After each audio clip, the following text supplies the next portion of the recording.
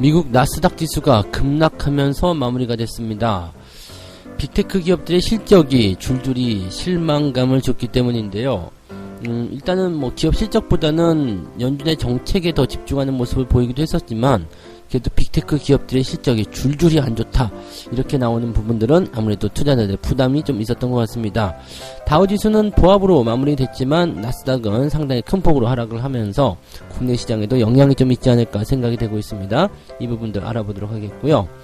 외국인들이 이번 달에만 국내 증시에서는 2.8조 원, 즉 2조 8천억 원을 순매수했다고 합니다. 자, 어제만 하더라도 6천억이 넘는 순매수가 들어왔는데, 외국인들이 지금 이렇게 매수가 들어오면서 다시 베어마켓 랠리, 즉 지난 6월 말 이후에 나타난 그 상승 랠리가 또다시 시작되는 것 아니냐라고 얘기가 나오고 있습니다. 다만 이번 외국인 매수는 그때와 조금 다른 게요, 특정 종목, 즉 삼성전자 같은 초대형 종목에만 집중되고 있는 모습이죠. 자, 이 부분들 같이 좀 알아보도록 하겠고요. 4대 금융지주의 실적이 쑥 올라왔다고 합니다. 사상 최대 실적도 나왔는데, 자, 뭐 이 부분은 예상을 해드렸던 부분이기도 하겠습니다. 은행들 이자 장사 잘하고 있다, 이렇게 얘기가 나오는 부분인데, 앞으로 금리가 올라가게 되면 이 이자에 대한 그런 수익률은 더 커질 수 있을 것이다, 라고 생각하셔야 되겠습니다. 자, 은행주들 어떤 식으로 또 대응하고 바라봐야 되는지 알아보도록 하겠습니다.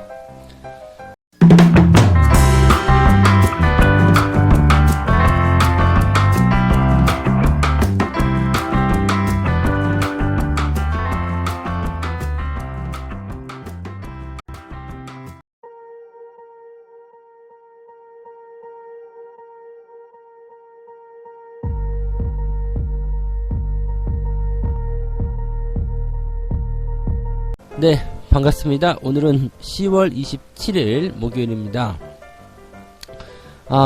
시장이 약간 변수가 좀 생겼어요. 그죠? 기업들 실적이 그래도 뭐 어느 정도는 해주지 않을까라고 생각을 좀 했었는데 전혀 미치지 못하는 모습이었던 것 같아요. 주가는 일단 나스닥이 큰 폭으로 하락하면서 시작을 했었고요. 다우지수는 보합으로 시작이 됐었습니다.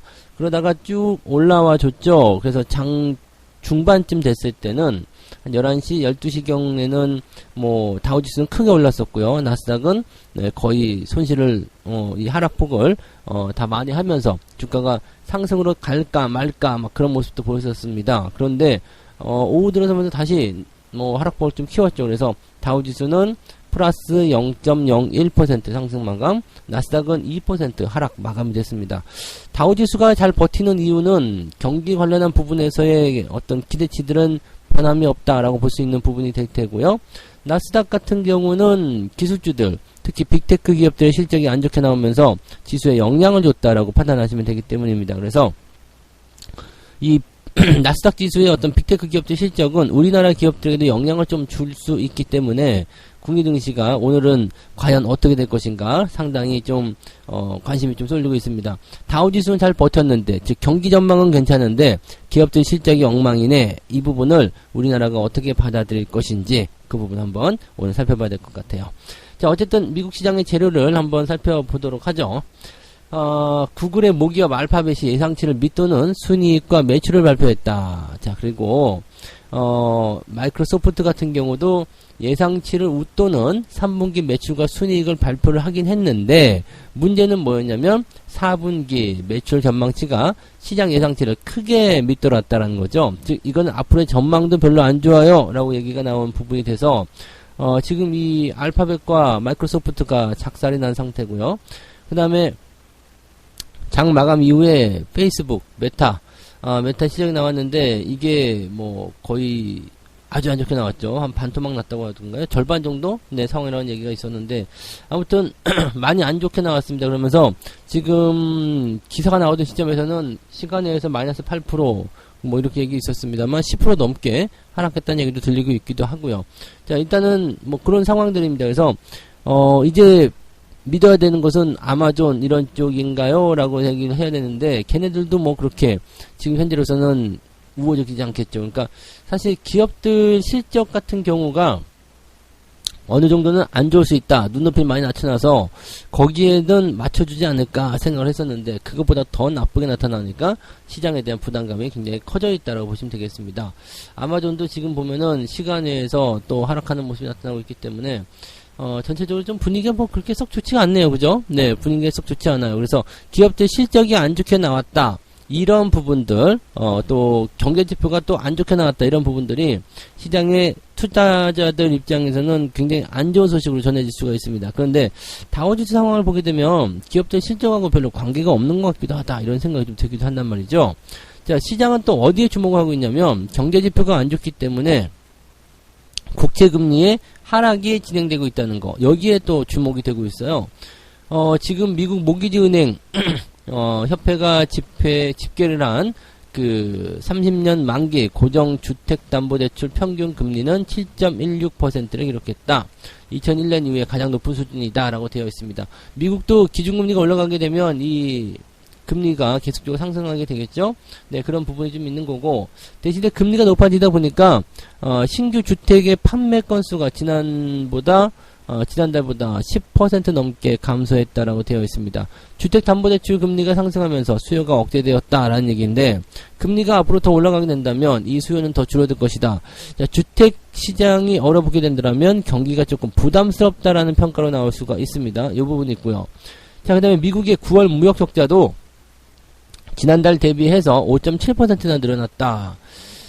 달러 강세로 수출이 줄어든 것이 적자폭을 확대하게 되었다라고 되어 있는 부분이죠. 자, 경제지표가 안 좋게 나왔어요. 안 좋게 나오니까 대체적으로 국채금리가 하락세를 이어가는 모습이 나타났다. 이게 무슨 효과냐?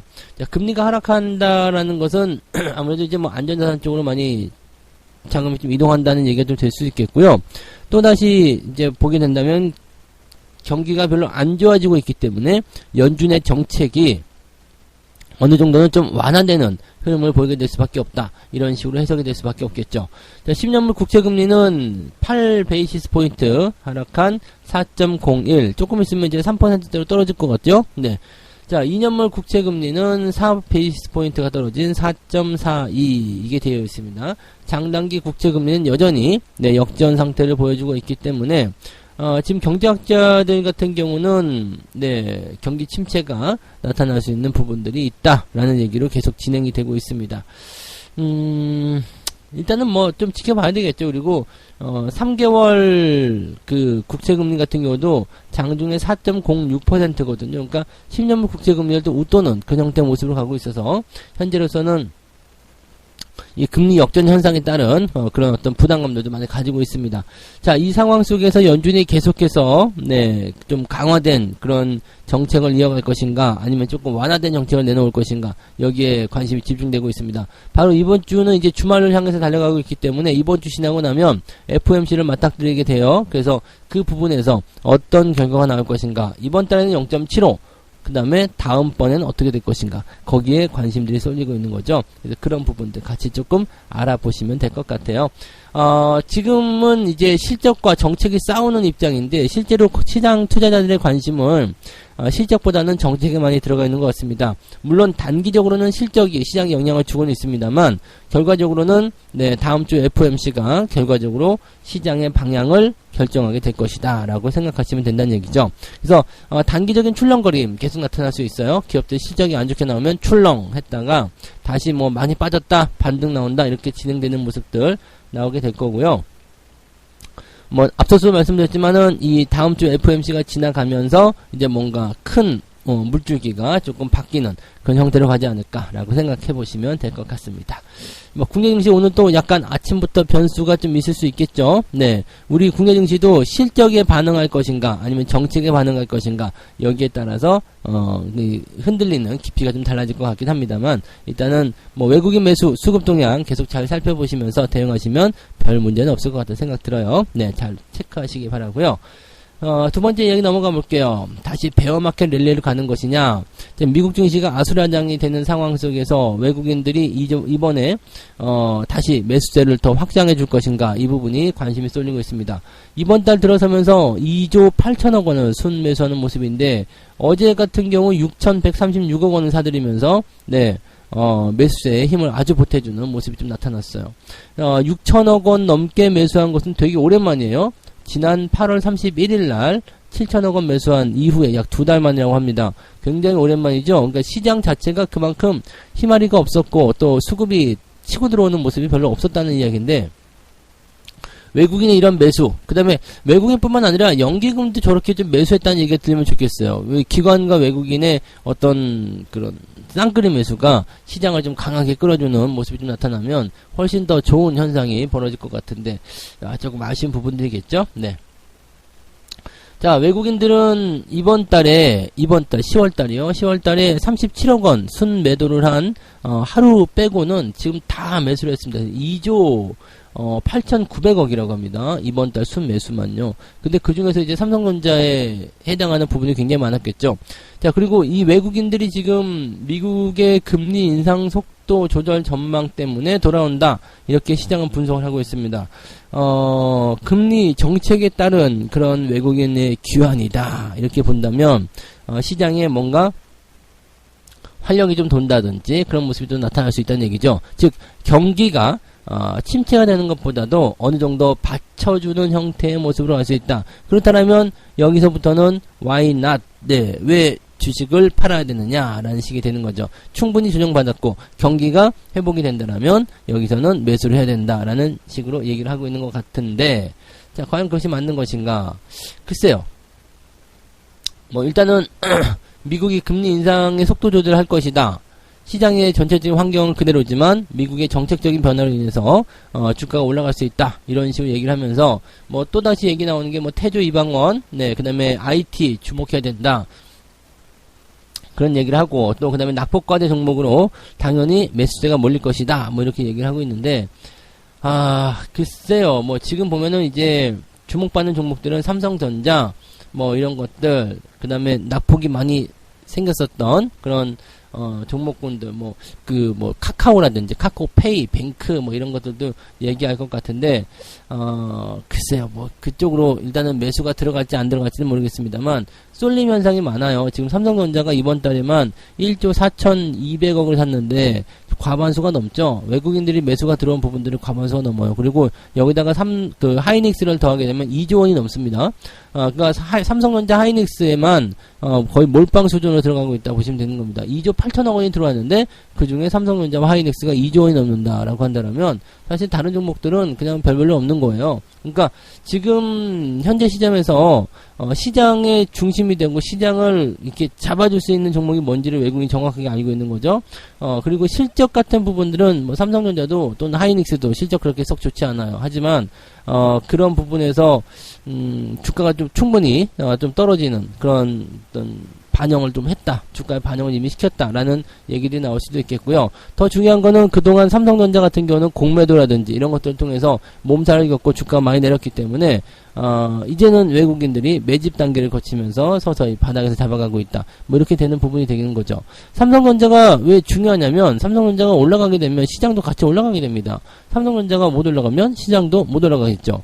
자, 그렇기 때문에 지금 어제 같은 경우는 우리 코스닥이 내리고 코스피가 올랐잖아요. 그런 상태에서 삼성전자가 상승하면서 코스피의 상승을 이끌었다라고 생각하시면 되는 거거든요. 그러니까 이런 부분들이 시장에 전체적으로 나와 있는 내용들이다라고 보시면 되는데, 뭐 이런 부분만 보시더라도 실제로 외국인들의 매수가 많이 들어와 있긴 합니다만 쏠림 현상을 인해 가지고 정상적인 포인트는 아니다라고 생각하셔야 되겠죠. 하지만 확실한 것은 시장의 변화가 일어나고 있다는 것은 확실해 보이죠. 자, 그래서 이번에 그 미국 실적 시즌 조금 지나가고 이번에 우리나라도 실적 시즌 좀 지나가고 나면 괜찮지 않을까 생각합니다.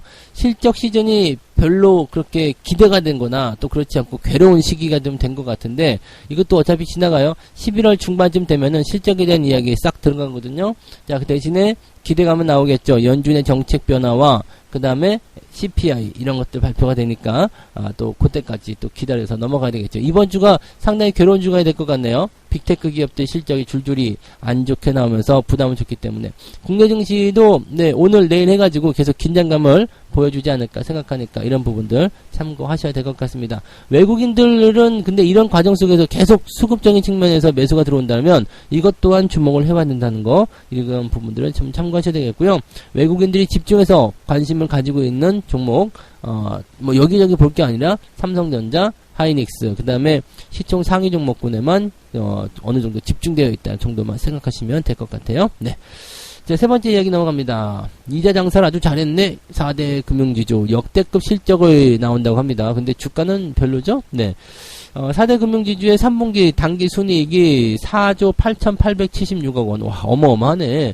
엄청 벌어들였네요. 역대 최고 수준입니다. 3분기까지 누적 순이익은 13조 8,500억. 와.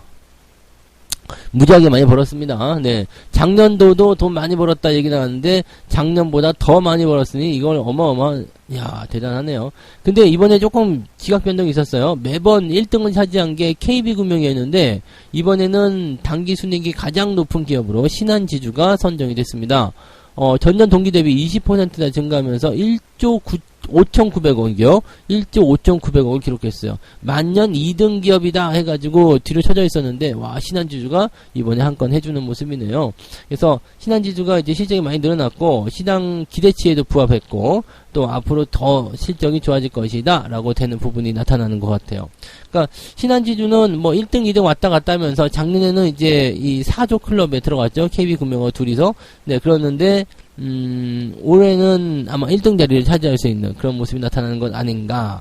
아, 그래요. 네, 신한지주. 좀 눈여겨봐야 되는 모습이 좀 될 것 같아요. 그죠? 자, 반면에 이제 KB금융 같은 경우는 실적 기대치를 약간 상회했다라고 되어 있습니다. 2% 정도 증가했대요. 근데 단기 순이익이 1조 2,700억. 얘도 뭐 만만치 않은 실적이긴 합니다만 신한지주가 워낙 많이 실적을 만들어냈기 때문에 뒤로 조금 밀렸다라고 되어 있는 거죠. 그래서 KB금융이 실제로 실적이 많이 늘어나긴 했습니다만 실적이 좋아지고는 있습니다만 주목을 잘 받지 못하고 있다라고 보시면 되겠습니다. 근데 뭐 어쨌건 아시죠? 네, KB금융 같은 경우나, 뭐, 은행주들 전체적으로 봤을 때 실적적인 측면들이 계속적으로 증가하게 된다면 주가는 어떤 식으로든, 좋은 분위기를 타게 되어 있죠. 자, 그 다음에 또 다른 금융지주, 하나금융지주 같은 경우는, 단기 순이익이 21% 증가. 증가율로는 얘가 제일 높은 것 같은데요. 그죠? 증가율이 21%, 1조 1200억. 얘도 1조 원이 넘어갔네요. 와, 시장 예상치를 14%나 올라갔다. 사상 최고 실적이 나왔습니다. 하나금융지주도, 좋은 흐름이네요. 네. 자, 그 다음에 우리금융지주 같은 경우는 8,998억 원. 그래서 전년 동기 대비 16%. 이것도 뭐 나쁘지 않습니다만, 얘는 이제 1조 원을 넘지 못한 유일한 4대 금융지주가 됐네요.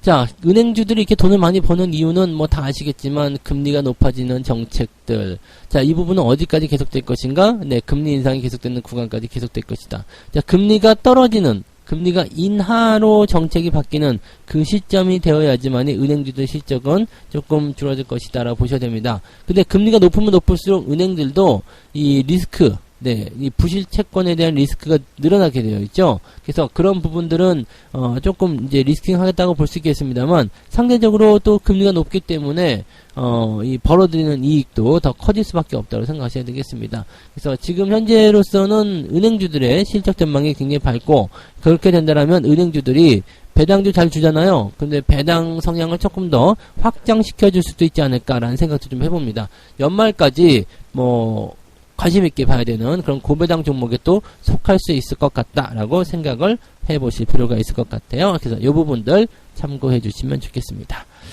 자, 이렇게 해서 세 가지 이야기 전달해 드렸는데, 나스닥이 실적 실망감 때문에 급락세를 보였는데, 과연 이것이 국내 시장에 얼마큼 영향을 미칠 것인가 좀 봐야 돼요. 왜냐면, 나스닥은 뭐 실적 때문에 타격을 받아서 내려가긴 했는데 다우지수는 그래서 어쩔 TV 이러고 있는 거거든요. 그러니까 지금 상태가 돼버리게 되면 실질적으로 그 실적과 관련된 해당되어 있는 어떤 그 섹터만 주가가 변동성이 있다라고 생각할 수밖에 없거든요. 그래서 요거는 국내 증시에 어떤 영향을 줄 것인지 한번 살펴봐야 되는데, 자, 그 이유가 또 뭐냐면 외국인들이 매수를 막 확장하고 있다는 얘기죠.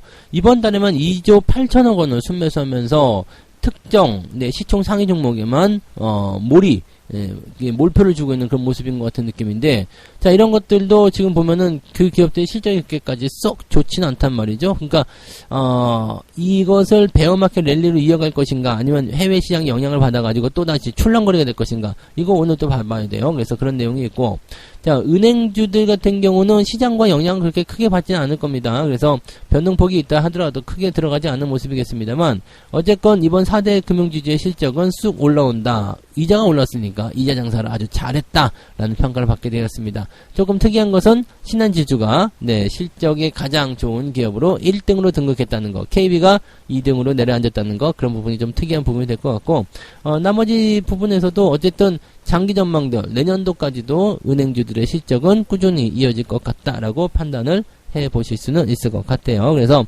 지금 당장 뭐 주가 흐름이 별로 좋지 않다 하더라도 결과적으로 실적 좋은 것들 다 반영이 되죠. 또 배당을 또 많이 주게 된다면 또 그런 것도 반영이 되게 될 겁니다. 그래서 은행주들은 그냥 뭐 천천히 잘 데리고 가시면 별 문제 없겠죠. 자, 그래서 오늘 여기까지 하고 책 한 꼭지 읽고 마무리하도록 하겠습니다. 당신이 철저히 규칙을 지키도록 훈련된 사람이 아니라면 당신의 장기 매수 보유 전략은 단타 매매 혹은 데이 트레이딩으로 변화될 가능성이 매우 높다. 그런 경우라면 당신은 아는 것이 병이 되고 마는 것이다. 많이 알게 되면 사거나 팔아야 하는 그런 조건들이 생기게 됩니다. 그러니까 뉴스를 막 매일매일 뒤져본다거나 또는 이것저것의 정보 너무 많이 알고 계신 분들 있죠. 이런 분들은요 장기 투자를 하기에 되게 어려워요. 왜냐면 시장이 계속해서 소스를 주면서 흔들어대거든요. 그러니까 아예 이럴 때는 그냥 보지 말고 듣지도 말고 그냥 딱 닫아버리는 거지. 그렇게 되면은 나는 원래 장기 투자, 나는 장기적으로 대응할 거야 라는 생각에 대한 흔들림이 없게 되는데 자꾸 보는 거야. 어디서 뭐가 이랬대, 뭐가 저랬대, 오늘은 폭락을 했대, 뭐가 문제가 있대. 그러면은 이거 팔아야 되나? 이렇게 얘기된다는 얘기죠. 여러분들 이 부분을 마음속에 생각을 해놓고 잘 그것을 견디해 나가시기 바랍니다. 삼성전자 같은 경우도 생각해보세요. 자녀에게 물려주겠다 생각해가지고 탁 매수 들어왔는데 난 장기 투자였잖아요. 근데 뭐 이렇게 막 흔들리는 어떤 변수나 상황이 만들어지게 되니까 그거 어두운 거 사라지고 다 팔고 도망가고 있잖아요. 그러니까 그런 것들이 문제가 될 수 있는 상황이다라고 생각하셔야 됩니다. 그래서 그 내용들을 꼭 여러분들이 잘 체크해 주시기 바랍니다. 자, 그래서 오늘 여기까지 이야기 해드리고요. 저는 이따가 장정시장 때 다시 오겠습니다. 오늘도 화이팅 하시기 바랍니다. 고맙습니다.